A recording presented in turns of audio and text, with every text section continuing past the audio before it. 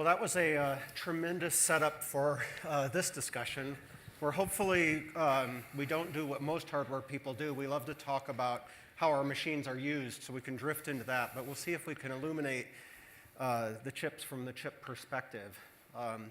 Now, I'm James Reinders. I had a career at Intel that spanned 4 decades. So if you want to poke a tiger in a cage, tell me that Moore's Law is over.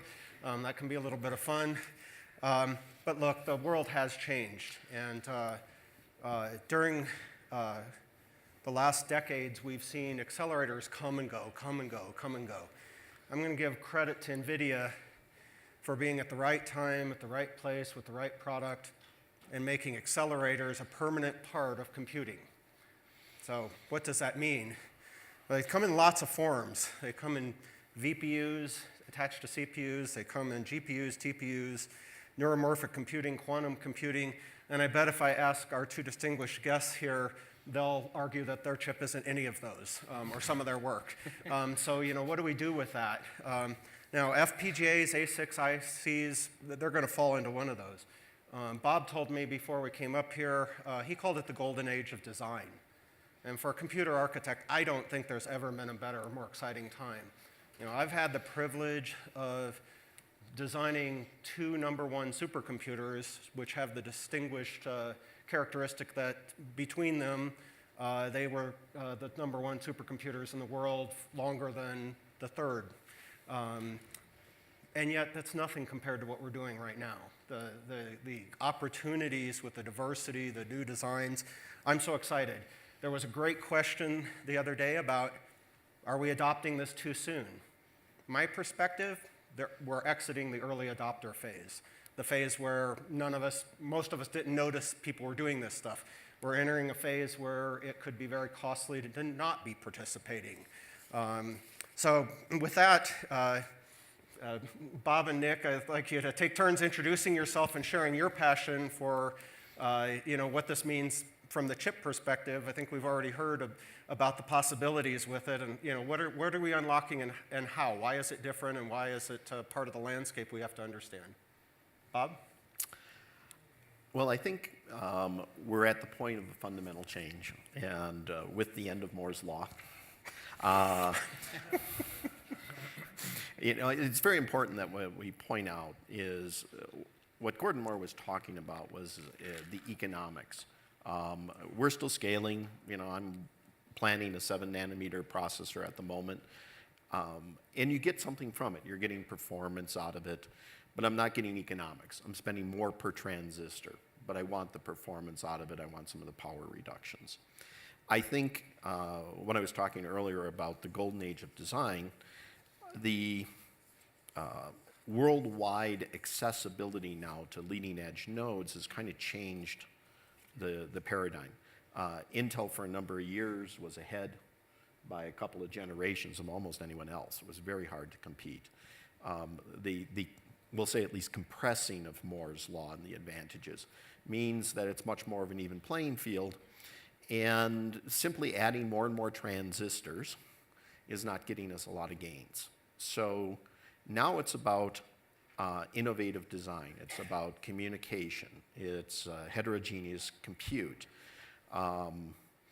It's about changing a paradigm, and what we're seeing is AI is the lever to pull to allow us to move beyond current compute. Instead of building machines where ultimately you get a 5%, 6%, 7% total improvement, if you employ AI, we can get back onto a Moore's Law kind of curve. I see AI as the new Moore's Law. I think we're going to have exponentiating artificial intelligence. We're planting seeds, and these are very primitive. We're doing the 4004 equivalent of AI today. But very quickly, AI will start learning itself. KnuEdge, one of our precepts is that we do machine learning squared. It's machine learning about machine learning. So it's a changing playing field. Just the number of transistors and the geometry you can do them in has nothing to do with who wins in the in compute moving forward. Yeah, so, kind of where I fit into this space is obviously I come out of a very traditional semiconductor background. What we're seeing is fundamental change in how platforms are being developed to deliver that end result in machine learning and AI. And what's interesting is if we look at where we are today, we're just at the tip of the iceberg.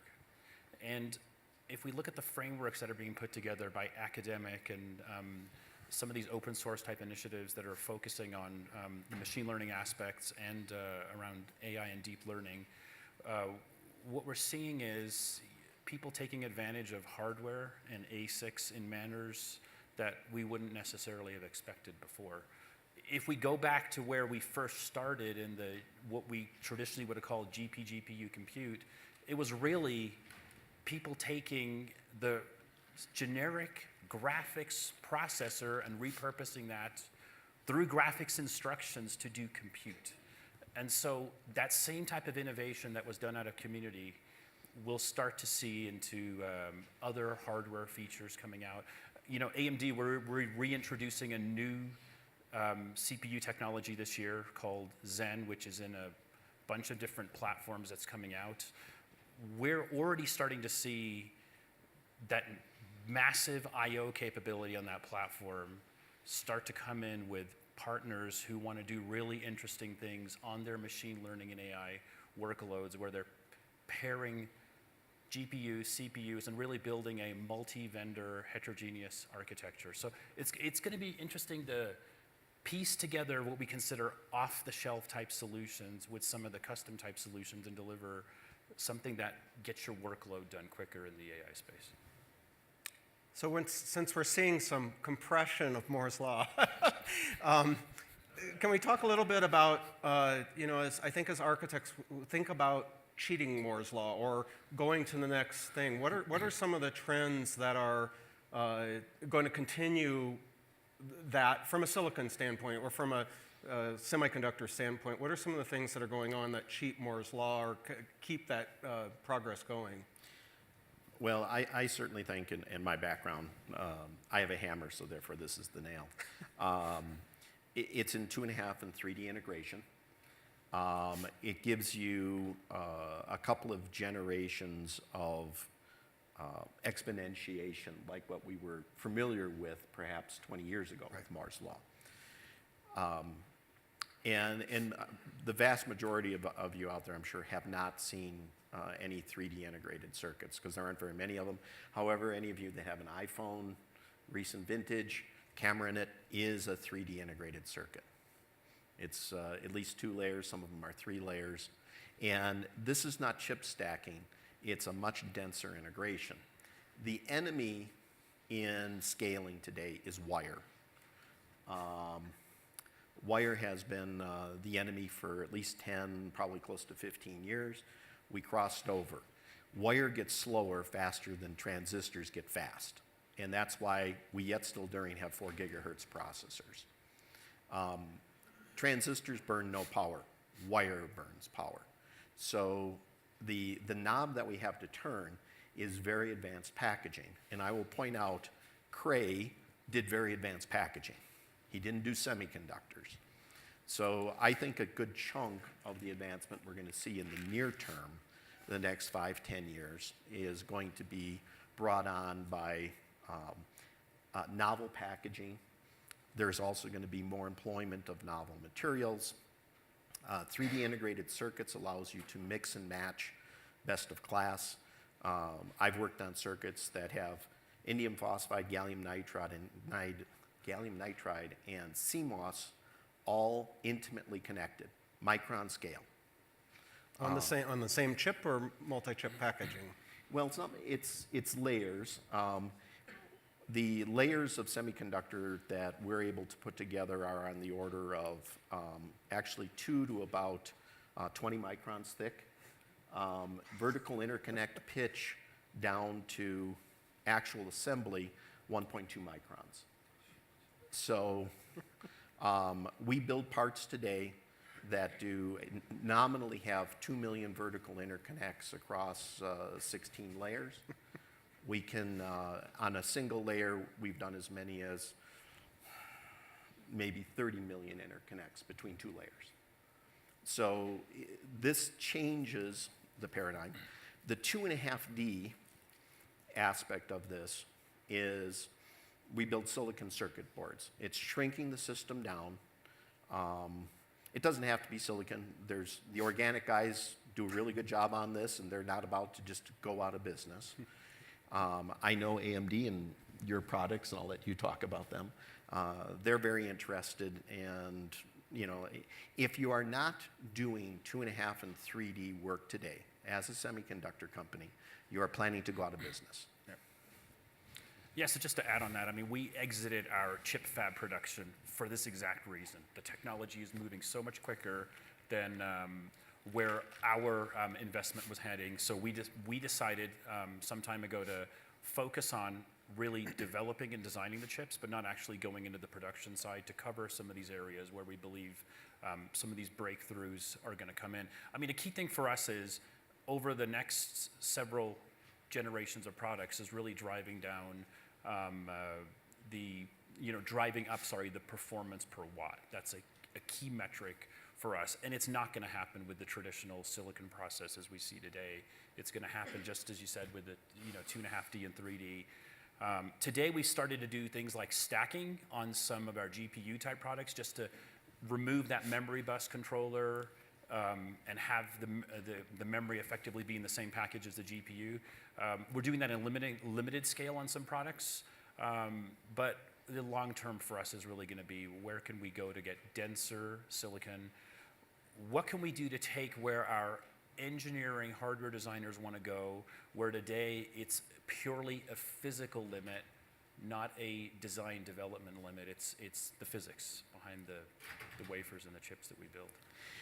One of the things that I'll add in there, in that 2.5D, the silicon interposer, and even some of the organics, we have thousands, and I have at least one case, we have 56,000 interconnects on a chip to its adjacent chips.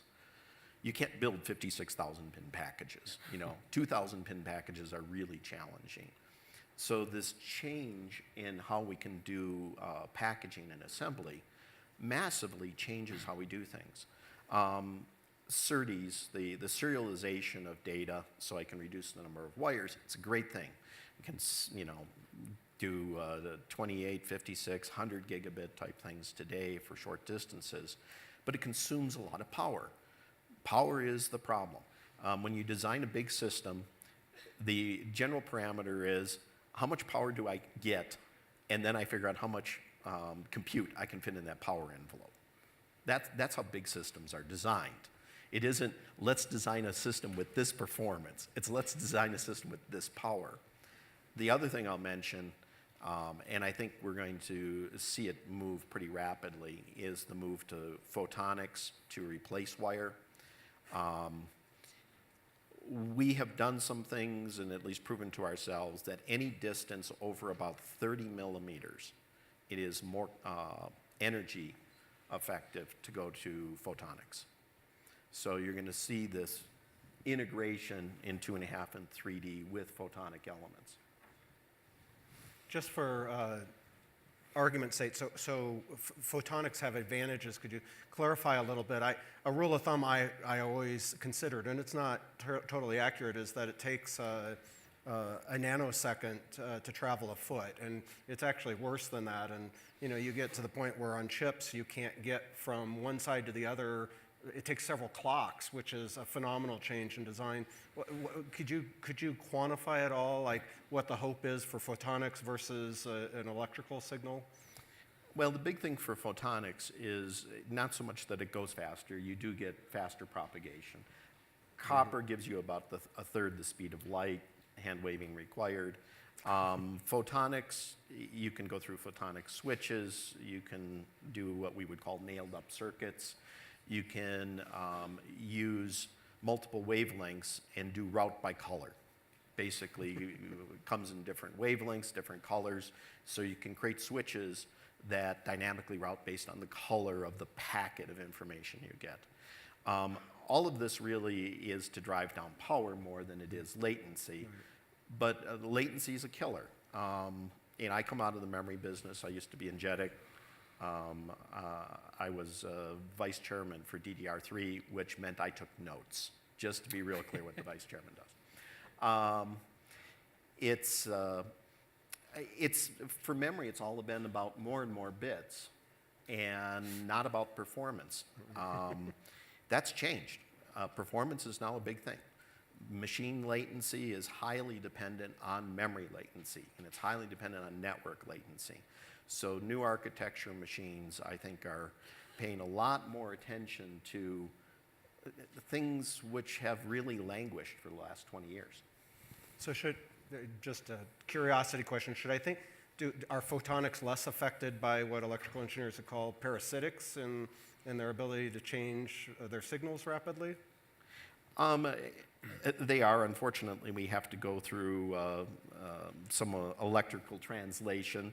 The lasers tend to be made in other materials like indium phosphide, but it does go a long distance. I really don't need a different fundamental transceiver to go chip to chip and stuff we do module to module. Then I need to go from rack to rack. If I'm going to be going kilometers, then things kind of change, but it does remove a lot of the issue about moving things around. We're probably ourselves doing the last machine where we have a majority of the interconnect being copper. We're not integrating the photonics yet. I don't want to allude to that, but copper is really difficult to make move at high speed, and it takes a lot of power. Our goal is a picojoule per bit in a system, and the only way I know to get there is photonics. It's incredible to hear this. For watching the journey on chip design, the things you're talking about, 3D and whatnot, just the move to copper, which is relatively recent in the history of semiconductors. The big problem with copper is the chips aren't flat while you're making them, and the copper would crack fundamentally when we laid it across, and then that got solved, and now you're talking about solving other things. But I'm going to go back to something, draw Nick back in. The AMD recently announced part of their, I'm sorry if I get the trademarks wrong, I think technology, but EPIC, I think that they had gotten 32 cores on a processor. They carefully didn't say a chip, which is the fun we have, and they were touting that as having beat Intel, but they did it with some really interesting techniques that I'd like you to talk a little about that I think was very intelligent design engineering and kind of gives us a hint of the future at some of the cheating on Moore's Law that's going to happen to increase yields and so forth. Yeah, so my background's GPU more than anything else, but I'll cover where our CPU team has been going. So really fundamentally at AMD, we had an interesting part of our business the last few years. As AMD rebooted itself recently with the CPU cores, we had a very strong part of our business called the semi-custom division. The semi-custom division did designs for game consoles. So we're locked in on Sony PlayStation, we're locked in on Xbox, including the new ones. What that taught us was how to build different blocks of IP into a chip very close to when that chip needs to tape out. So we have different ways of doing that, multi-chip package, stacked, just simply putting together two distinct areas, dealing with the physical ramifications of doing the layout. And that's where, kind of this topic was AI machine learning. I think physical routing on a chip would be a great thing to start to see machine learning and AI pick up, because that is a huge investment we have to make, Intel has to make, and NVIDIA has to make, is routing the chip once you've actually designed it. So by taking that semi-custom experience that we learned, we're able to take these concepts of these blocks of, okay, I have our CPU core, which we call Zen.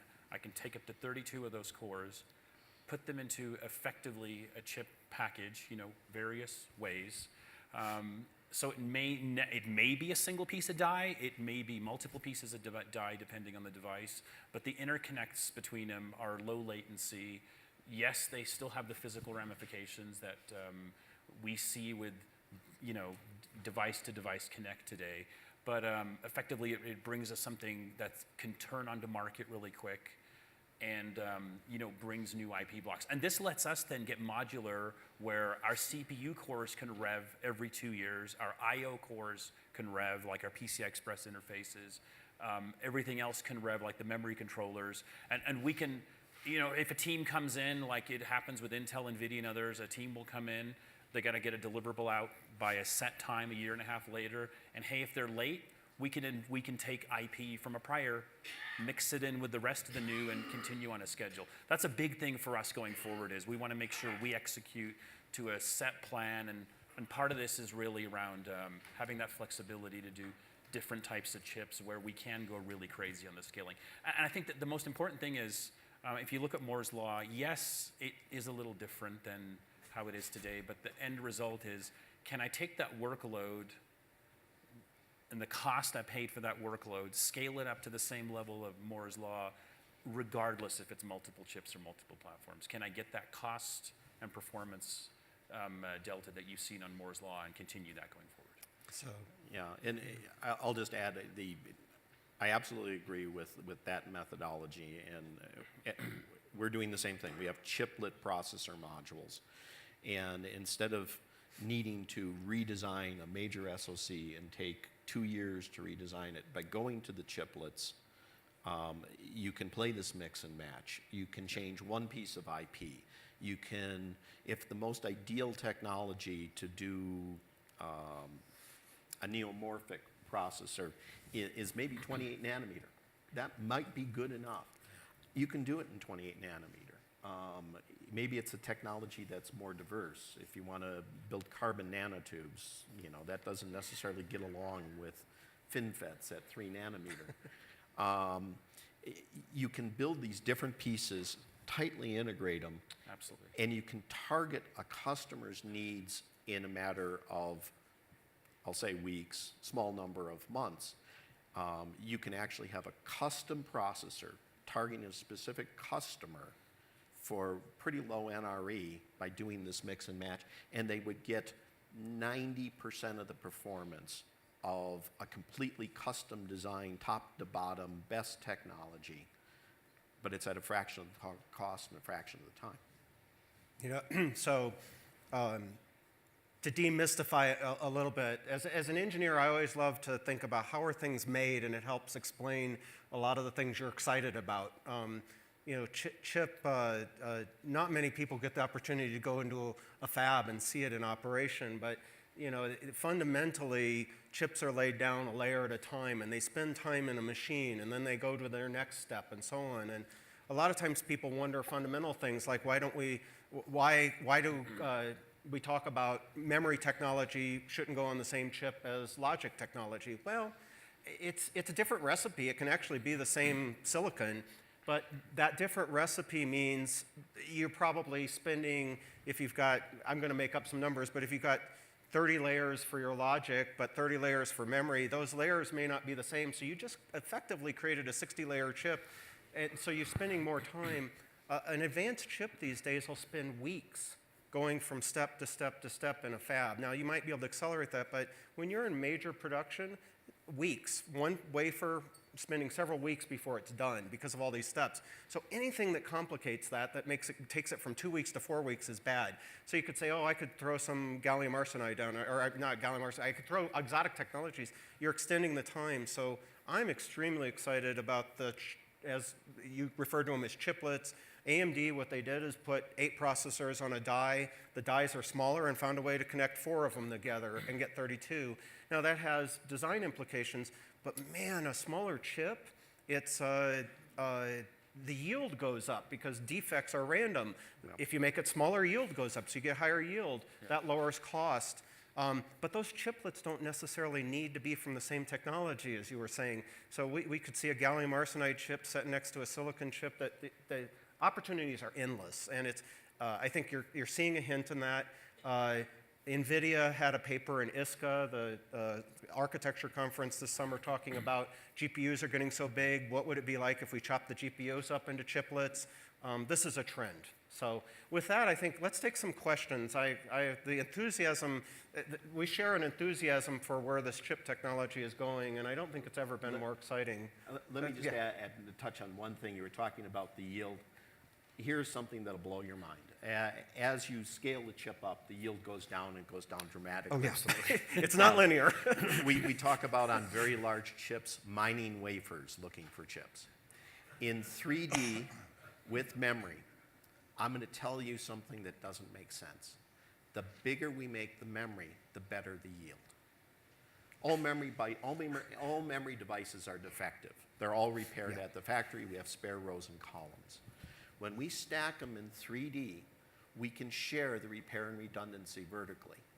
So therefore, as we add more layers, the probability of repairing defects goes up. So as I make the memory larger, the yield improves. Packaging changes the rules. Isn't it fun? So let's take some questions over here. Yeah, I confess to not being a chip geek, but I'm fascinated here. And one of the things you just mentioned was sort of customer-centric. And I do know something about innovation. And what we've seen is this sort of revolution with entrepreneurs and startups when we start with pain points. And we actually sometimes start with niche markets and real needs. And I wonder if you could talk about how sort of you and other leaders are learning from sort of these brand new market needs, customer needs, and that's helping you find new opportunities in chip development. Well, I think with the chiplet approach, our customers know more about their market. They will forget more than we'll ever know. So the objective is they come in and they say, well, we'd really like to take advantage of all of this stuff that you've learned and done, and we want this little feature. This is a methodology where they can add their little feature, and it can be tightly bound in with the rest of our technology. So it allows them to, I think, generate new technology, new IP, new widgets that heretofore would be just impossible, because it would have been, okay, first raise $100 million and we can get started. It gets us back to a set of economics that I think becomes interesting again to venture capital, because you can now start to talk about building chip companies for $10 or $20 million, not $100, $200 million and a lot of luck. Can you elaborate on the pace, how the pace is increasing, how much faster? I think we're at the very front end of this. The vast majority of chiplet work that I've been involved in have been, quite honestly, government projects. I can tell you that I've worked on 2.5 and 3D projects with every major manufacturer of semiconductors in the world. Every manufacturer, I guarantee you, has done a science fair project in that area. So there's a lot happening, and none of it is on the front page. One other effect to pay attention to, I can tell you, having worked at Intel, some customers hated coming and asking for new features in a processor, because once they got in the processor, everybody got them. And so companies with a lot of money could afford to go off and do custom thing and protect their IP. One of them, in Cupertino, has done that quite a bit. Now that opens up, chiplets open that up. This chiplet IP, it could be integrated with chips from any company and only have a small chiplet of IP, but it's protected. It doesn't go to everybody. You go have someone make a custom run. That's game-changing, too. Yeah, and that was the impetus behind our semi-custom business. Was we have people who come in, two game console guys, Xbox, and Sony PlayStation, they're competitors. Our teams are firewalled. Yeah. Our team working on Xbox has no idea what the PlayStation team's doing, vice versa. And we can scale that into other projects, and continue to do that. That was like a key moment for us, to make sure we can address what those customers want. And in some cases, they bought their own IP into some of those products as well. So, key differentiator going forward is addressing those customer needs. Eric, I think you get to be the last question to the panel. All right, I have a question that deals on what I call the solution stack that lives on top of the processor.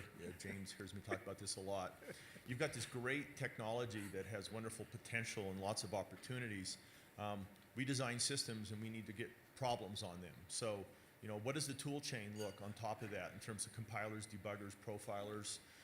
Is there algorithmic work that's being done to design things that are not just von Neumann recasts? And even above that, in terms of the solution paradigm, how the scientists and engineers view the problem. What about the software? Sorry, time's up. And it actually is. I can give you a short answer, which is going to be insufficient.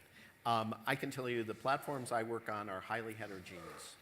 And the way forward, the way we can build exascale machines on power budgets that work, today it's 200 picojoules per operation. So if you built an exaflop machine, you're talking about 200 megawatts. People are saying we'll be at 80. I know KnuEdge will be at 20 picojoules per op, so we can do 20 megawatts. Neomorphic compute is 1,000 times more efficient. I actually have devices working that are at 20 femtojoules per op. Wonderful. How do I take this 10 million lines of x86 code and recast it for my new machine which solves all these problems? And the answer is artificial intelligence. Our path forward is we believe we need to use artificial intelligence to deal with the complexity of millions of lines of legacy code, very high-level concepts. How do you cast this into a machine which has 20 new architectures and register sets? It has connection complexity that is almost unfathomable. The artificial intelligence can do this. It is not a problem of understanding. I could explain to you what you need to do. The problem is you cannot deal with the complexity of millions of threads, millions of processors, thousands of PCI devices, and terabytes of memory spread across space. But an AI can. They're going to physically remove us from the stage. So thank you, Bob and Nick. Right, thanks. Thank you.